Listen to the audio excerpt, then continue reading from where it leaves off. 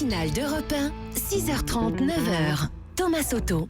Le débrief de la matinale, les temps forts de ce que vous avez entendu ce matin sur Europe 1. L'attentat d'Istanbul a fait de nombreuses victimes, au moins 39 morts selon un dernier bilan. Notre envoyé spécial Martin Fenot a rencontré Younous. Il a pu sortir sain et sauf de cette discothèque. Écoutez, il témoignait tout à l'heure dans le journal de 7h30. Le mec, il est venu, il a mis le fusil derrière le bar et il a tiré sur les gens qui étaient derrière le bar. Et après, alors, je me suis caché, j'ai pris une table en métal en tant que bouclier j'étais caché derrière. C'est là, en fait, que j'ai vraiment eu peur. Je me suis dit, ça y est, c'est la fin. J'ai pensé au Bataclan, j'ai pensé à plein de trucs. C'était identique, c'était la même chose. Par terre, il y avait que du sang. C'était vraiment un carnage. Il revient de très loin, Pierre Ménès. Il a été opéré le 12 décembre d'une double greffe du foie et des reins.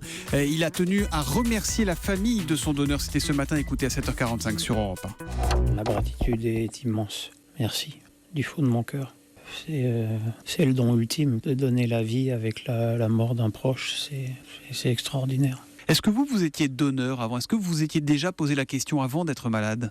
Non, honnêtement, non. Je ne m'étais pas posé la question. De toute façon, le docteur Franco, qui s'occupe de moi à l'hôpital Beaujon, m'a dit que le foie qu'on m'avait greffé me survivrait. Donc, je pourrais le redonner à rigueur.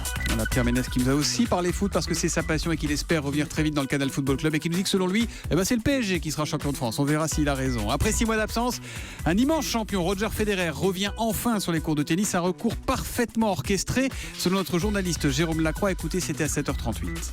La semaine dernière, lorsqu'il est arrivé en Australie pour cette compétition, les médias locaux n'avaient d'objectif que pour lui. Et là encore, un simple entraînement a soulevé les foules. Écoutez l'ambiance au stade de Perth. 6000 personnes s'étaient déplacées. C'est un simple entraînement, s'étaient déplacées pour le voir un peu nonchalamment taper quelques balles. Voilà donc pour le débrief de la matinale. Vous continuez à réagir avec le hashtag E1matin.